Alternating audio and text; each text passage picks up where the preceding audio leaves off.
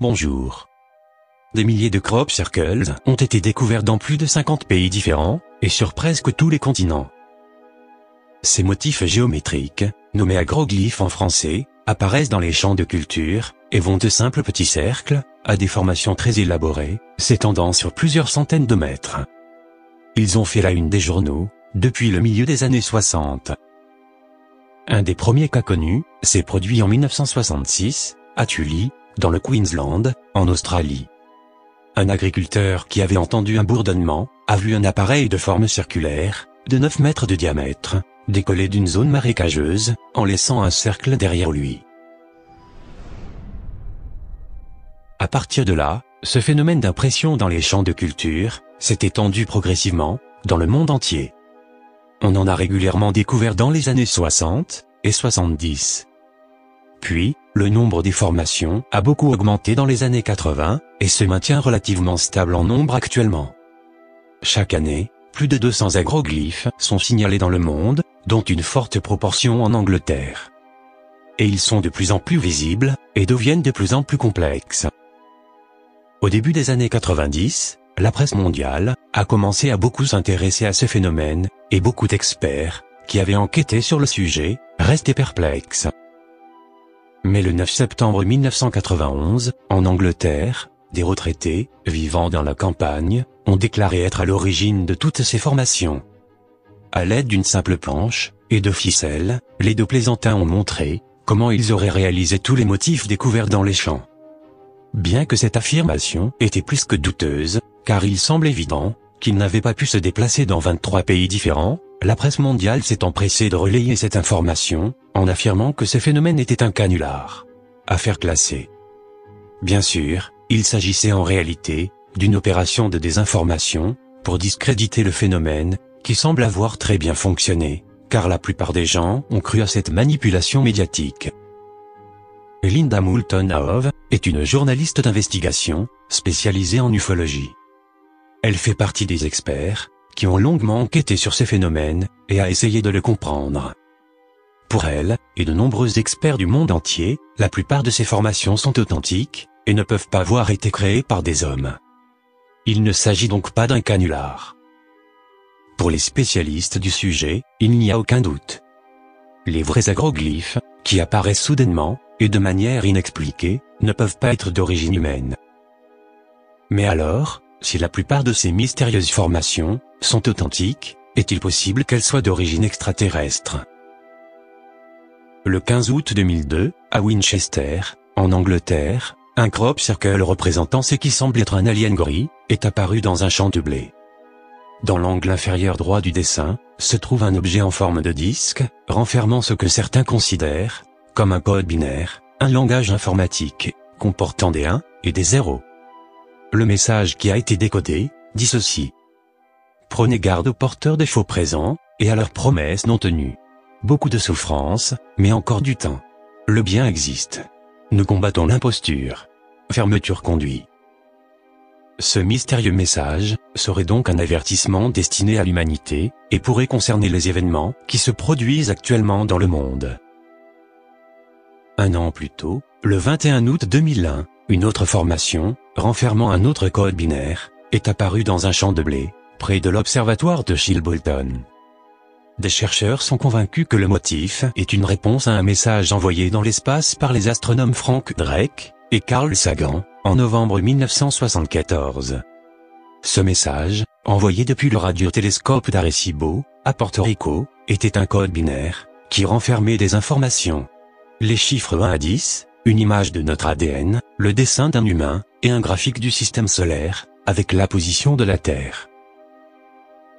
Et le crop circle de Chilbolton répondait point par point à ce message. Mais l'ADN représenté est différent. Il ne semble pas être à double hélice, ce qui est très étrange. Plus bas, à la place de la représentation d'un être humain, on peut voir un être plus petit que nous, avec une grosse tête, qui ressemble à un alien gris. En dessous, on remarque encore quelque chose de très étonnant. On peut en effet voir un motif très élaboré, qui représente un système solaire, différent du nôtre. Cette formation, qui est apparue soudainement près de l'observatoire, et de manière inexpliquée, a été étudiée par de nombreux experts qui sont persuadés qu'elle est authentique. Quelques jours, avant l'apparition de cette étonnante formation, un autre agroglyphe était déjà apparu dans le même champ, à côté du plus grand télescope et observatoire du Royaume-Uni. Celui-ci semblait être une représentation de la photographie du visage de Mars. Mais alors, si ces formations ne sont pas des canulars, qui, ou quoi, aurait pu les faire? Serait-ce une civilisation extraterrestre? Certains experts ont suggéré que la réponse à cette question avait été révélée suite à l'apparition d'un agroglyphe en Italie, en 2011. Dans la petite ville de Poirino, un cercle de culture est apparu, représentant une étoile à 7 branches. Le dessin contenait un code qui semblait identifier son créateur comme quelqu'un se nommant Enki. Ce n'est pas un nom incohérent ou aléatoire. Enki est le nom d'un ancien dieu sumérien qui aurait participé à la création de l'humanité. En effet, Enki aurait été, selon les textes sumériens, le chef d'un ancien groupe d'extraterrestres qui avait pour nom les Anunnaki. Ils auraient visité la Terre dans un passé très lointain. En effet, des chercheurs comme Zecharia Sitchin et Eric von Daniken ont assuré que les Anunnaki ont colonisé la Terre il y a environ 500 000 ans. Ils auraient créé les humains par manipulation génétique pour en faire une race d'esclaves. Peut-être que ce sont les Anunnaki qui contactent les humains, annonçant à travers certains de ces agroglyphes leur retour imminent, et aussi celui de la planète X. En juillet 2008, une formation est apparue dans un champ de culture, à Avebury, en Angleterre. Selon de nombreux experts, il serait authentique et d'origine extraterrestre.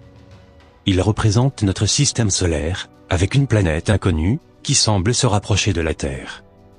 C'est la planète X. On peut la voir représentée ici, avec ses lunes, qui l'accompagnent dans son orbite. Régulièrement, des vidéos amateurs montrent d'étranges phénomènes célestes près du Soleil, et beaucoup de personnes dans le monde pensent qu'il s'agit de la planète X. Comme ici, lors de cette séquence filmée en mai 2020, aux États-Unis. Si ces faits sont exacts, cela voudrait dire que les gouvernements nous cachent la vérité à ce sujet, avec une gigantesque opération de désinformation et de diversion médiatique.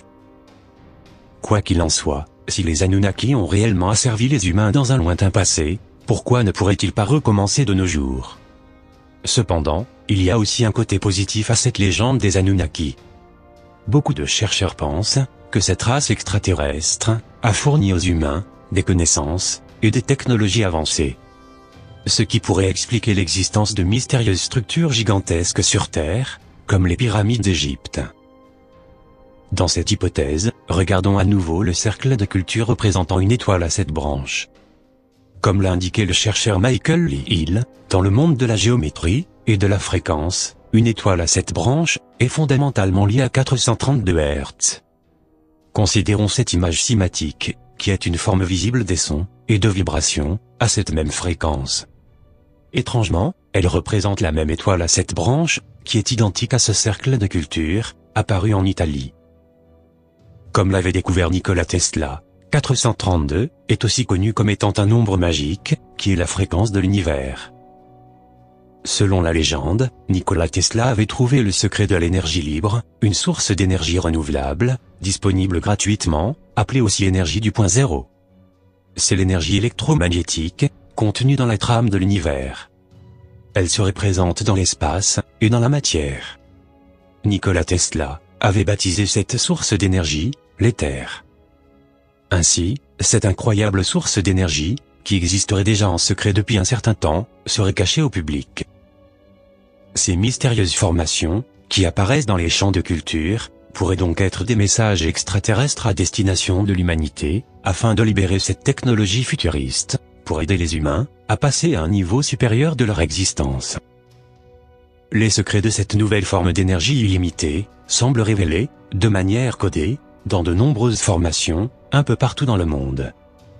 Un exemple de cela est survenu en 2011, quand une formation semblait représenter les plans d'un système magnétique antigravitationnel, qui aurait été secrètement découvert dans les années 30, par un ingénieur américain.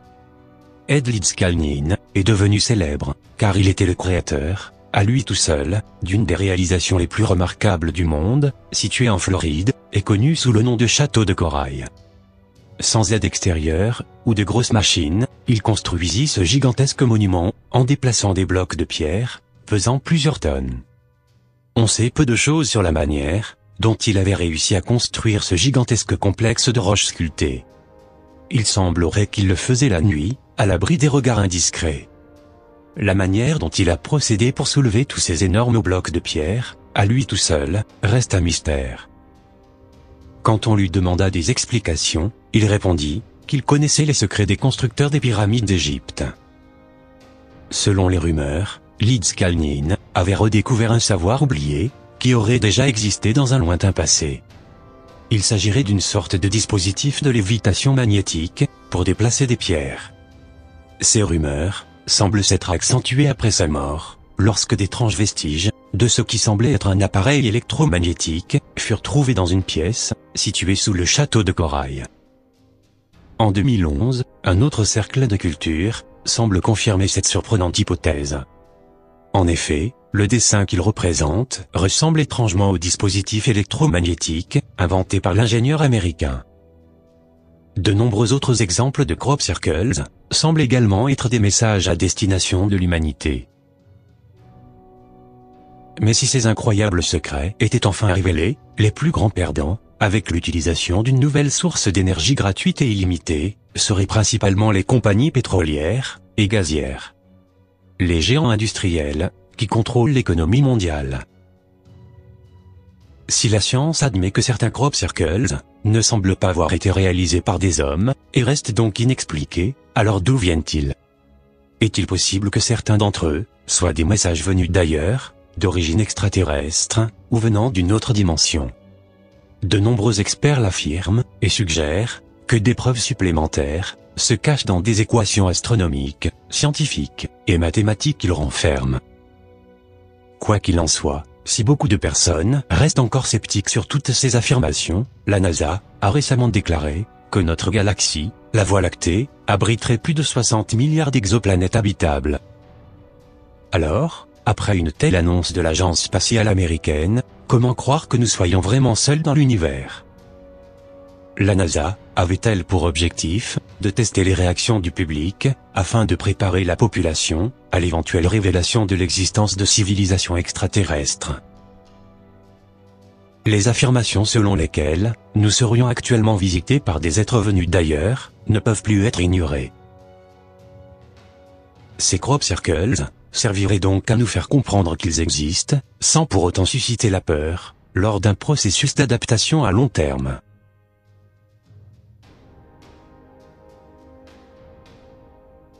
Je vous laisse juger par vous-même, et je vous dis à bientôt, pour une prochaine vidéo.